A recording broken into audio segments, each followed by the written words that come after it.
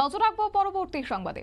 কোন ধরনের master plan ছাড়াই বিগত বাম সরকার বন্যার হাত থেকে রক্ষা করতে বাঁধ নির্মাণ করেছিলেন। অবশ্য কৈলাসহর মহকুমাকে বন্যার হাত থেকে রক্ষা করতে এই বাঁধ নির্মাণ করা হয়েছে এবং যার ফলে 2 থেকে 3 বার কৃত্রিম বন্যায় প্লাবিত হচ্ছে বছরে পাখিরবাদা গ্রাম। ক্ষতিগ্রস্ত হচ্ছে শত শত হেক্টর জমির ধান এবং বিভিন্ন শাকসবজি। এমনটাই অভিযোগ উঠে আসছে। জলমগ্ন হয় 500 থেকে 600 বাড়িঘর। বর্তমানে অবিলম্বে কৃত্রিম বন্যা থেকে পাখিরবাদা গ্রামকে রক্ষা করার জন্য প্রয়োজনীয় উদ্যোগ গ্রহণ করুক, আর তা না হলে সরকার এই এলাকাকে ফ্লাড এফেক্টেড এলাকা হিসেবে ঘোষণা করুক, এমনটাই দাবি তুলছেন ক্রমশই গ্রামবাসীরা। কি রয়েছে অভিযোগ, শুনুন।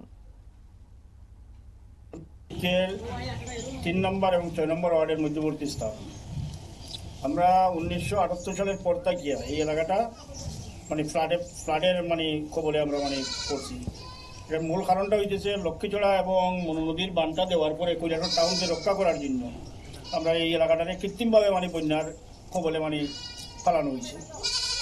এবং এখানে মূলত বসবাস হলো কৃষক এবং শ্রমিক আছে। কৃষি যারা জমি আছে কৃষকরা এখানে সর্বশান্ত হইতেছে এবং এটারে সবসময় বছরে 2-3 বার এই এলাকাটা জলমগ্ন হয় এবং ফ্লাডে। তাই আমরা গভর্নমেন্টের দৃষ্টি আকর্ষণ করতেছি, সেন্ট্রাল গভর্নমেন্ট এবং রাজ্য সরকারের দৃষ্টি আকর্ষণ করতেছি যে মাস্টার প্ল্যানের মাধ্যমে এই এলাকাটার বন্যাটা নিয়ন্ত্রণ করা হোক, নতুবা এই এলাকাটার ফ্লাড এফেক্টেড এলাকা হিসাবে ঘোষণা দেওয়া হোক।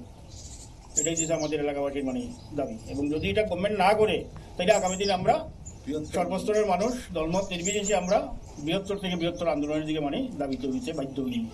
78 সালের আগে কি এলাকায় বন্যা হইতো? না, তখন তো আমরা বুঝছি না এলাকাবাসী যে এইদিকে বন্যা হইব বা ফ্লাডে এফেক্ট হইব। তখন তো আমাদের এই ধারণা ছিল না যে কৈলাসহরে এই বানটা দিলে পরে আমরা এলাকাটা প্লাবিত হইব।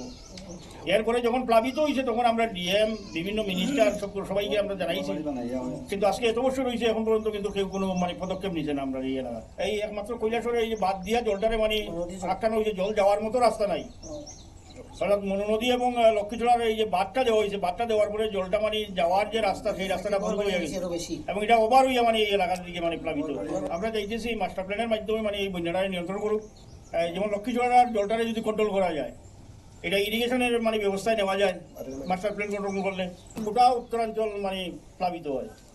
যেমন আপনি এই ইসবপুর গ্রাম পঞ্চায়েত, তারপরে ফুলবাড়িকান্দি, নূরপুর, টিলাবাজার, একদম টিলাবাজার অবধি নাগরলি পর্যন্ত, আমরা যদি সরকার এটাতে নজর না দেয় এবং আমরা বন্যা নিয়ন্ত্রণের ব্যবস্থা যদি না করে, তাহলে আমরা বৃহত্তর থেকে বৃহত্তর আন্দোলনে আগামী দিন যেতে পারছি। আপনারা শুনলেন এলাকাবাসীদের অভিযোগ। অর্থাৎ কৈলাসহরের বিভিন্ন এলাকায় মনু নদী এবং লক্ষ্মীছড়ার পারে যে বাঁধ 1978 সালে নির্মাণ করা হয়েছিল, বর্তমানে সেই বাঁধের সংস্কার কাজ শুরু করেছে এবং সেই বাঁধের প্রস্থ ও উচ্চতা আরো বৃদ্ধি করা হচ্ছে, কিন্তু পাখিরবাদা গ্রামকে রক্ষা করার জন্য এখনো কোনো উদ্যোগ নেওয়া হয়নি। গ্রামবাসীরা জানিয়েছেন যে লক্ষ্মীছড়া জল নিষ্কাশনের জন্য সঠিক পরিকল্পনা গ্রহণ করে সেই জল কৃষিকাজে লাগানো যেতে পারে, কিংবা পাখিরবাদা গ্রামের নতুন শহর এলাকার মতো বাঁধ নির্মাণ করেও গ্রামকে রক্ষা করা যেতে পারে। তাই সেই ক্ষেত্রে এই বর্তমান সরকারের উপর তারা আশা রাখছেন যাতে করে অনতিবিলম্বে এই সমস্যার সমাধান করা হয়। নিয়ে নিচ্ছি ছোট্ট একটি বিজ্ঞাপন বিরতি, সঙ্গে থাকুন।